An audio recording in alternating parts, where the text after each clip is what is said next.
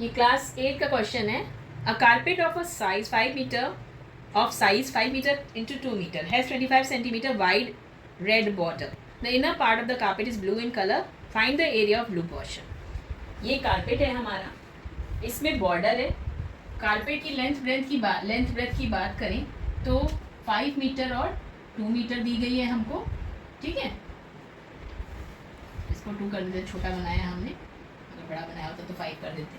5 metre 2 metre ये इसकी length breadth हमको दी गई है कारपेट की, यानी डायमेंशंस दिए गए हैं. और इसमें जो ये बॉर्डर है लाल कलर का, ये 25 सेंटीमीटर का है. मतलब ये सब ये सब 25 सेंटीमीटर है.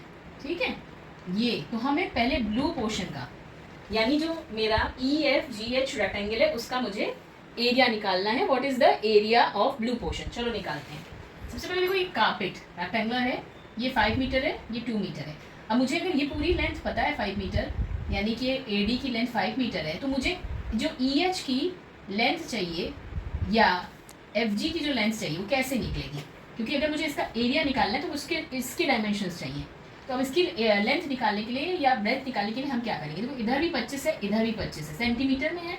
यानी ये जो पूरी लेंथ है ये 25 प्लस 25 या 25 प्लस 25 ये सेंटीमीटर में, और साथ में 25 प्लस 25 प्लस 2 प्लस EF, ये प्लस ये EF प्लस ये 25 मिलाकर हमें 2 मीटर दी गई है.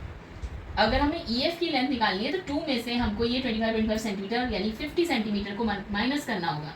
तो 2 में से अगर हम 50 सेंटीमीटर को माइनस करेंगे, सेंटीमीटर को मीटर में बदलेंगे तभी माइनस होगा, और 100 से डिवाइड करेंगे यानी 0.5, यानी 2 माइनस 0.5 करेंगे तो ये लेंथ 1.5 आ जाएगी.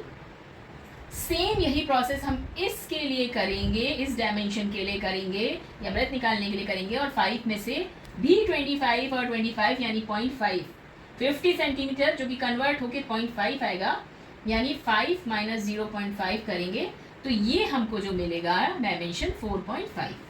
ठीक है, तो EF is equal to 2 minus 0.5 metre. बता दिया मैंने कैसे आया. एंड इसी तरीके से EH is equal to 5 minus 0.5 metre. Dimensions क्या आ गए हमारे EFGH के? 1.5 यहाँ पे आएगा और 4.5 यहाँ आ जाएगा. तो 1.5 और 4.5 हमें इसके डायमेंशंस मिल गए EFGH के. तो अब हम क्या करेंगे? 1.5 इंटू 4.5 लेंथ इंटू ब्रेथ कर देंगे एरिया के लिए. यानी ब्लू प्रोपोर्शन का एरिया अगर आप निकाल लो तो 15 5 जा 75, 15 4 जा 60 प्लस 7 67, यानी 675.2 नंबर के बाद लगेगा, क्योंकि यहाँ पे एक के बाद और एक के बाद है, तो यानी 6.75. चूँकि एरिया है तो स्क्वायर मीटर में निकलेगा. तो ये हमारा ब्लू पोर्शन का एरिया आ गया. क्वेश्चन आगे भी है. आगे पार्ट ये पूछ रहा है कि what is the ratio of the areas of red portion to blue portion. तो आपको रेशियो निकालना है रेड और ब्लू का, यानी इसके एरिया का, ये जो ये दिख रहा है पाथ, बस ये बॉर्डर, और इसके एरिया का रेशियो निकालना है. रेशियो के लिए मुझे दोनों एरियाज चाहिए. कैसे निकालेंगे दोनों एरियाज? देखो, हमने इसका एरिया निकाल लिया है. अगर हम बड़े स्क्वायर रेक्टेंगल का एरिया निकाल लें, जो कि एरिया ऑफ ABCD निकाल लें, तो वो 5 इंटू 10 होगा, लेंथ इंटू ब्रेथ, यानी 10 मीटर स्क्वायर. इसका भी एरिया आ गया, इसका भी.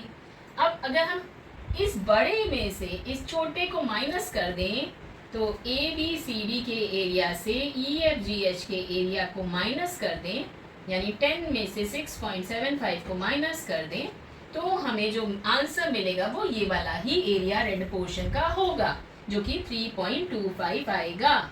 तो इस तरीके से रेड पोर्शन का एरिया 3.25 आ गया. रेशियो निकालने के लिए रेड टू ब्लू निकालना है, तो रेड को रखोगे ऊपर, ब्लू को रखोगे नीचे और डिवाइड कर दोगे.